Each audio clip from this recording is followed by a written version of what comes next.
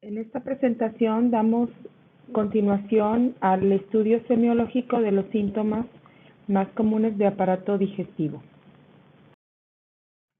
Disfagia es la dificultad para deglutir los alimentos y es el síntoma más común de las enfermedades esofágicas.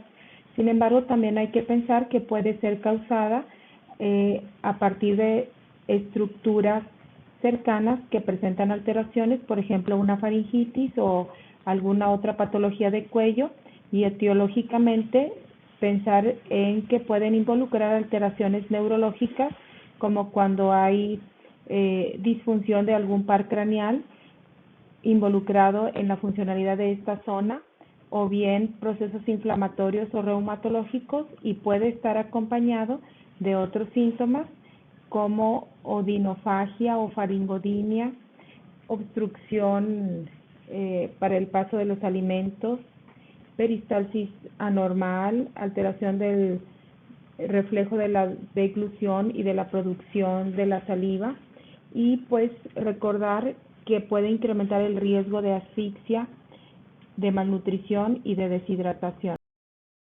La disfagia puede ser localizada por el paciente como alta o baja. Alta se refiere a que lo menciona desde la boca el problema, o bien al pasar a través de la faringe, o baja cuando ya es una sensación retroesternal de que no puede pasar el alimento y se queda atorado en el esófago. Y hay una clasificación que está dividida en 3 fases. La primera, que es la referida desde la fase oral, llamada de transferencia, se inicia con la masticación y el humedecimiento de la comida con la saliva, e involucra también al quinto par craneal y tiene que ver con el reflejo de la deglución. La fase 2, que se da en la faringe, llamada una fase de transporte. Aquí el paladar blando se cierra contra la pared de la faringe para prevenir la regurgitación nasal, y al mismo tiempo la laringe se eleva, las cuerdas vocales se cierran para mantener la comida fuera de los pulmones, y la respiración se detiene momentáneamente, así los músculos de la garganta se contraen para mover la comida hacia el esófago. Y la fase 3, o de entrada, se da en lo que es el esófago, involucra la peristalsis y la gravedad para poder pasar los alimentos a través del esfínter esofágico inferior hacia el estómago.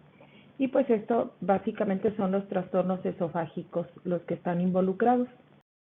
Entonces, al hacer semiología de un paciente que acude por dificultad para pasar los alimentos, se interroga el sitio, como decíamos, si lo refiere hacia la boca, hacia la faringe, o más bien hacia el pecho, que lo referiría hacia el esófago.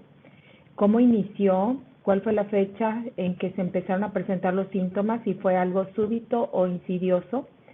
Si se refiere la dificultad para pasar solamente a sólidos, o también a líquidos, o bien a ambos, y cómo ha evolucionado. ¿Qué otros síntomas le acompañan? Si es, por ejemplo, pirosis, pérdida de peso, regurgitación, vómitos.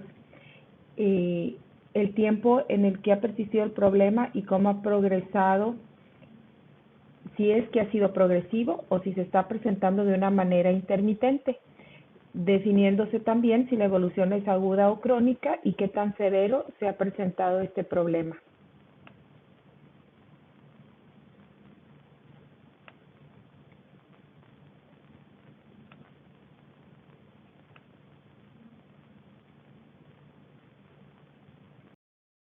Algunas entidades clínicas que se presentan con disfagia son a nivel oral, la amigdalitis y el absceso periamigdalino, que presenta, como ya lo hemos dicho, fiebre, faringodinia, disfagia, dificultad para deglutir, y en el caso también de la parálisis vulvar que hemos mencionado, implica una alteración del tallo cerebral y de pares craneales bajos que van a alterar el reflejo de la deglución, así como otras funciones, por ejemplo, la vocalización o la masticación, y por lo tanto puede haber también regurgitación nasal, disartria y disfonía. Algunos cuadros de disfagia baja, es decir, que localizan la sensación de no poder pasar los alimentos o que se quedan atorados a nivel del pecho o del esófago, son, por ejemplo, el cáncer del esófago, el cual hay un crecimiento hacia la luz esofágica y entonces la disfagia es inicialmente a sólidos, pero progresivamente va también alterando el paso de los líquidos. Está esa sensación de que se atoran los alimentos y hay pérdida de peso. Otros cuadros, como la estenosis cicatrizal, se da relacionado al antecedente de reflujo gastroesofágico y generalmente permanece estable o va lentamente progresando la disfagia. En cuadros como acalasia, que tienen que ver con el estrechamiento del esófago inferior o la alteración de la motilidad esofágica, pues se presenta una disfagia que es tanto a sólidos como a líquidos, esa sensación de que la comida está atorada. Y si hay una disfagia que es rápidamente progresiva, debemos pensar en un carcinoma gástrico o bien en una esofagitis eosinofílica. Esta última tiene que ver con una respuesta inflamatoria de tipo alérgica en respuesta al consumo de algunos alimentos. Y si la disfagia se presenta de manera intermitente, pues entonces debemos de pensar en la presencia de un espasmo esofágico difuso o bien de anillos esofágicos, que estos pueden ser congénitos e implican algunas alteraciones del diámetro de la luz que forman como anillos y generan la dificultad para el paso de los alimentos. Ahora hablaremos de la náusea y el vómito. La náusea es aquella sensación de que va a provocarse inminentemente un vómito o bien la sensación de repulsión hacia los alimentos. Generalmente está acompañada de pérdida del apetito y en algunas ocasiones precede al vómito. Y el vómito en sí, pues es la expulsión de los alimentos a través de la boca de manera involuntaria y se considera un mecanismo de defensa ante la ingesta de sustancias o alimentos que son irritativos para el aparato digestivo. La náusea y el vómito son un síntoma común gastrointestinal.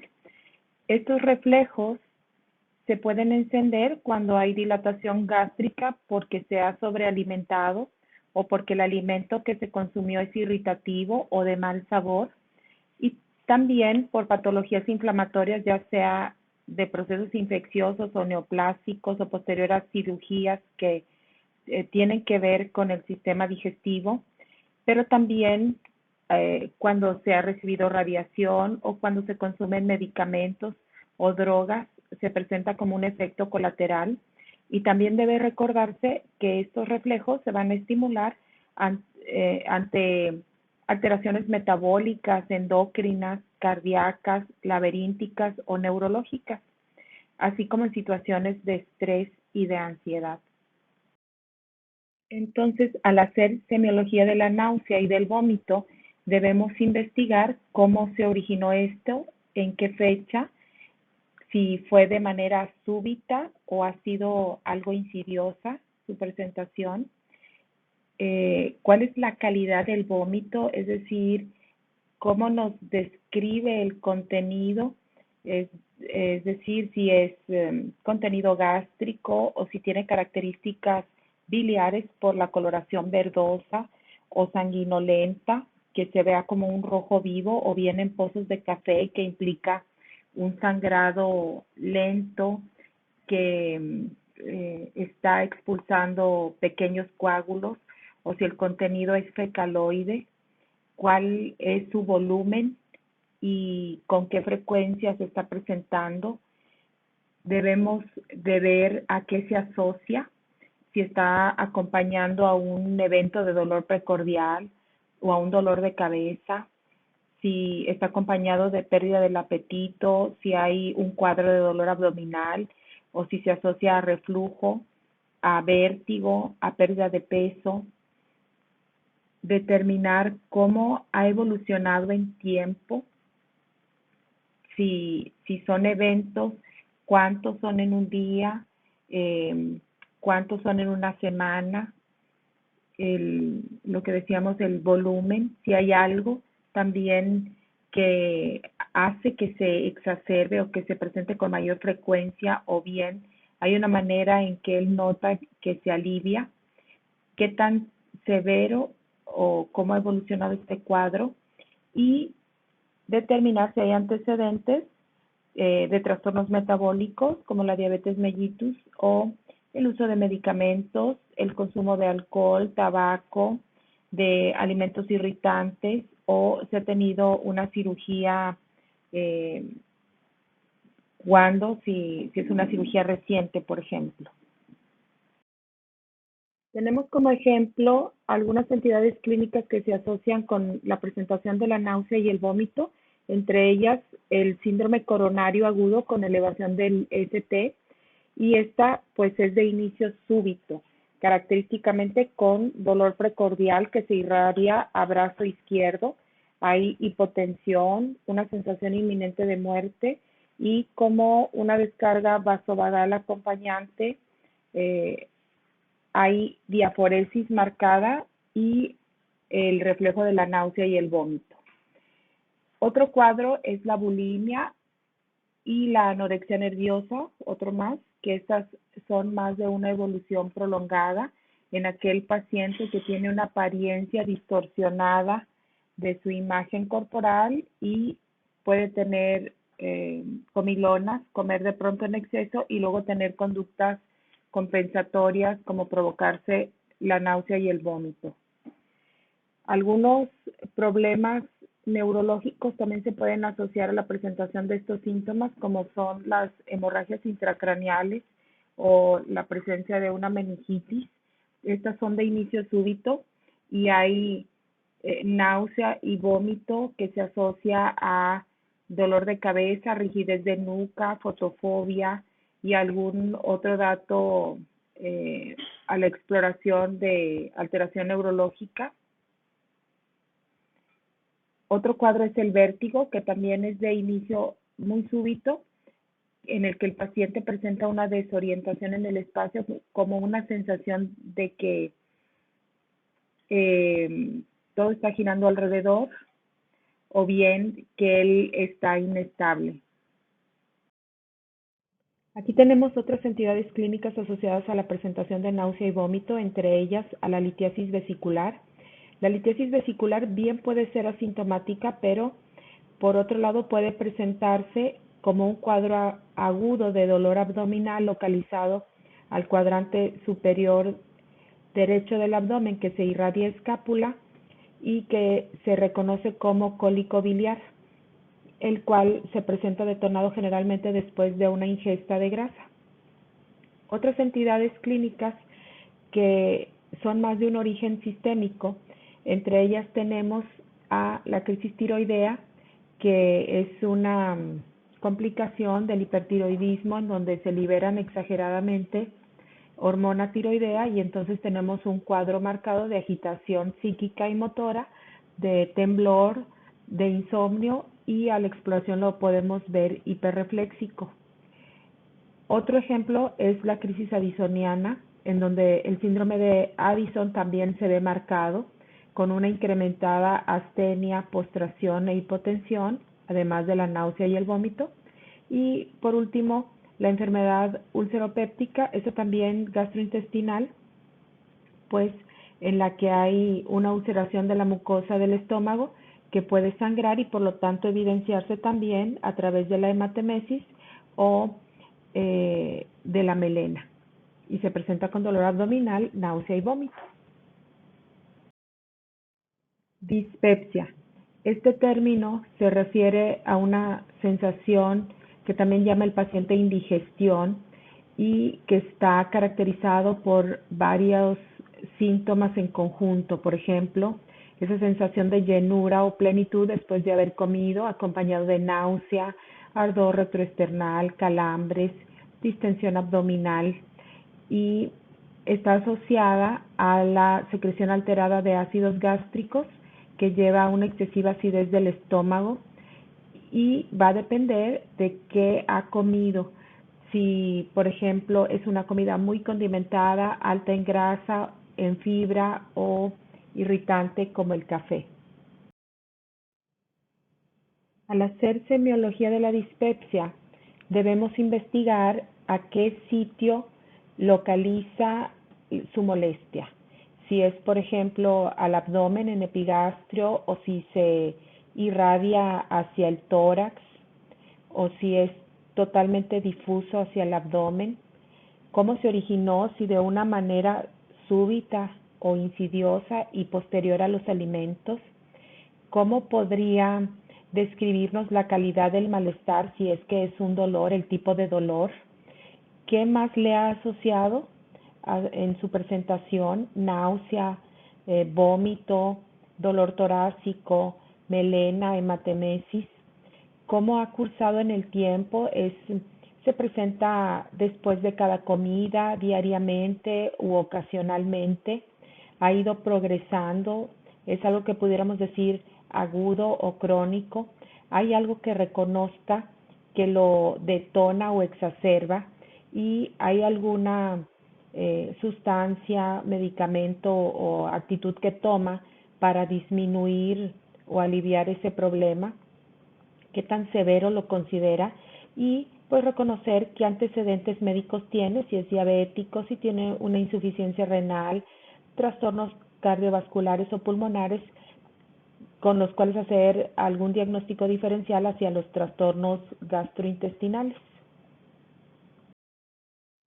Algunas entidades clínicas asociadas a la dispepsia tenemos como ejemplo en este cuadro a la pancreatitis crónica, que a la cirrosis y a la hepatitis, que aunque no establecemos aquí en el cuadro una etiología específica, si fue de origen infecciosa, viral, traumática, alcohólica o por obstrucción, etcétera, sí ponemos algunos síntomas que son muy generalmente asociados a estos cuadros, y entre ellos pues hay que recordar que va a haber una queja de dispepsia, pero por ejemplo en la pancreatitis crónica hay además anorexia, náusea, vómito, pérdida dramática de peso y pues obviamente la disfunción del páncreas que genera una hiperglicemia y una esteatorrea. En el caso de la cirrosis se puede ver anorexia, náusea, vómito, diarrea o constipación, distensión abdominal, el dolor que es predominantemente epigástrico. Y en el caso de las hepatitis, pues ictericia, fiebre, si es que es de origen infeccioso o neoplásico, coriza, mialgias, náusea, vómito, alteración del gusto, del olfato y hepatomegalia, además de la dispepsia. Otra entidad clínica en la que podemos encontrar que el paciente presenta dispepsia es cuando está cursando con una coledocolitiasis, que se refiere a que el colédoco está ocupado total o parcialmente por un cálculo biliar o un lito, y pues generalmente hay el antecedente de que el paciente ya presentaba o bien encontramos que la vesícula presenta litos y que pues migró esa piedrita hacia el conducto colédoco, aunque excepcionalmente o menos de las ocasiones también puede formarse aún que no haya vesícula y que propiamente del colédoco se haya formado el hito. Entonces encontramos un cuadro muy parecido al cólico biliar con dolor cólico en el cuadrante superior derecho que puede irradiarse hacia la escápula, pero también encontramos una consecuencia de la obstrucción de este conducto en relación al paso de la bilis, y entonces tenemos que hay ictericia, que hay prurito, que hay coluria, y además puede ser que esté infectado, entonces se presenta también fiebre y además de otros síntomas asociados a dolor o datos autonómicos como la diaforesis y la taquicardia. Y bueno, tenemos otros cuadros que también pueden presentar dispepsia, pero que ya hemos mencionado, como la enfermedad úlceropéptica, la dilatación gástrica, el uso de algunos medicamentos, la pancreatitis o el cáncer gastrointestinal. Pirosis. Se le llama así a ese dolor retroesternal que el paciente manifiesta como una quemadura o ardor localizado en abdomen epigástrico alto, pero que se irradia retroesternalmente en sentido superior y que está muy asociado a una disfunción del esfínter esofágico inferior y también pues al reflujo gastroesofágico que se detona por el consumo de ciertos alimentos como el chocolate, los cítricos, algunas frutas, el café, condimentos, y que también está propiciado por un aumento en la presión intraabdominal. Por ejemplo, es más común en la mujer embarazada o en el paciente obeso, o bien cuando se hace un esfuerzo o un ejercicio vigoroso. Al hacer semiología de la pirosis es importante pedir al paciente que nos describa el sitio en donde siente la molestia, hacia dónde se irradia, cómo comenzó, si de manera súbita o es una situación que tiende a repetirse, si es después de los alimentos, de qué alimentos, cómo refiere la calidad del dolor, si hay acompañantes o síntomas asociados, como por ejemplo la náusea, el vómito, la regurgitación, y si esto lo considera algo agudo o algo que ha progresado, si hay algo con que lo alivia o hay situaciones en las que nota que empeora, por ejemplo, los cambios de posición o la ingesta de alimentos calientes, fríos o los que ya comentábamos. Y hay que averiguar si tiene ya algún antecedente médico que pudiera explicarnos. Algunas entidades que se presentan con pirosis, tenemos en este cuadro algunos ejemplos como son la enfermedad por reflujo gastroesofágica, en la cual el esfínter esofágico inferior no funciona correctamente, permite el regreso del ácido estomacal hacia el esófago, alterando la mucosa de este, tiende a ser un cuadro crónico o repetitivo que se agrava con algunas comidas o con algunas posturas como el decúbito o la inclinación hacia adelante, y se acompaña de otros síntomas como son la dispepsia, las flatulencias, la disfagia. Otro cuadro que también se presenta, en el que se presenta la pirosis, es la hernia hiatal, en donde hay una alteración en el hiato del diafragma y permite la herniación del estómago hacia la cavidad torácica, una parte del estómago, y entonces tenemos datos de reflujo y de pirosis y también otros síntomas como son la regurgitación, la distensión abdominal, la disfagia, la pérdida de peso, disnea.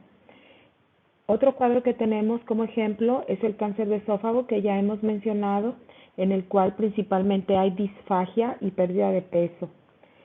Y en la obesidad, ya habíamos comentado, pues también puede favorecer a la presentación de la pirosis debido a que aumenta la presión intraabdominal y el reflujo del contenido estomacal hacia el esófago. Entonces, pues lo evidenciamos al tener un paciente con obesidad y con otros trastornos alimenticios y otros síntomas como disnea, taquipnea y alteraciones del tránsito gastrointestinal. Hematemesis es el vómito que contiene sangre y generalmente es indicativo de un sangrado de tubo digestivo alto por arriba del ligamento de Treitz.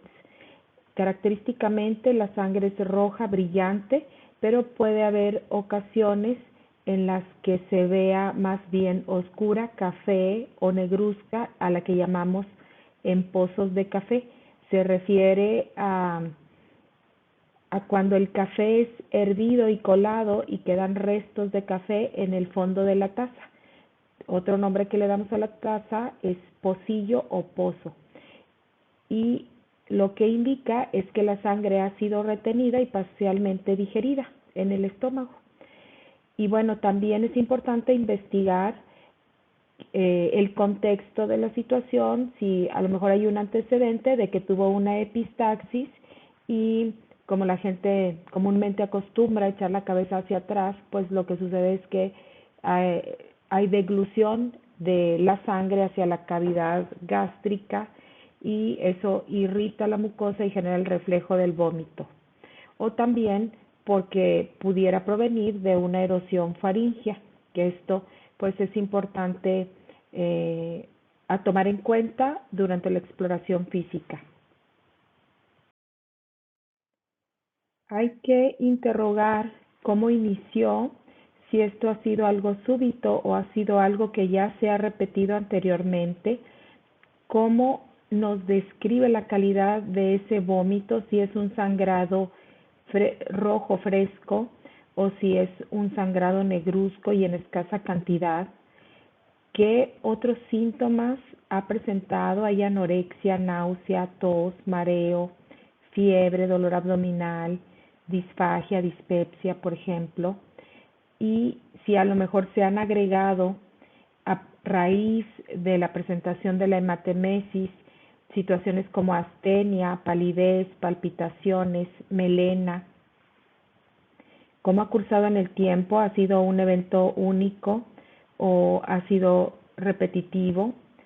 ¿Hay alguna situación a la cual la asocie, como decíamos, la epistaxis o algún trastorno faríngeo, el uso de analgésicos, el uso de anticoagulantes o de hierro, la ingesta de hierro que pudiera semejar una melena?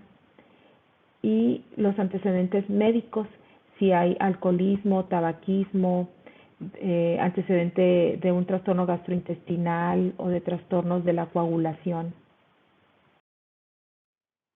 Algunas situaciones en las que debemos de pensar que puedan ser causa de una hematemesis, tenemos al síndrome de Mallory-Weiss, que es un desgarro de la mucosa esofágica y que contribuye a una pequeña parte de las hemorragias digestivas altas y fue inicialmente descrito en los alcohólicos, pero puede producirse en otras situaciones o en los no alcohólicos cuando se presenta un cuadro de vómitos que son muy violentos, que se hace mucha fuerza y entonces se produce el desgarro.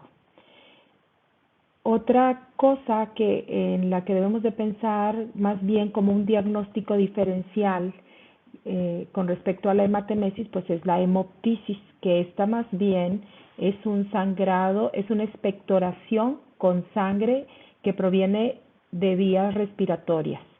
Y entonces lo que vamos a asociar es que el paciente estuvo tosiendo y que la expectoración es rojiza porque tiene el sangrado, pero también tiene aire o un aspecto espumoso.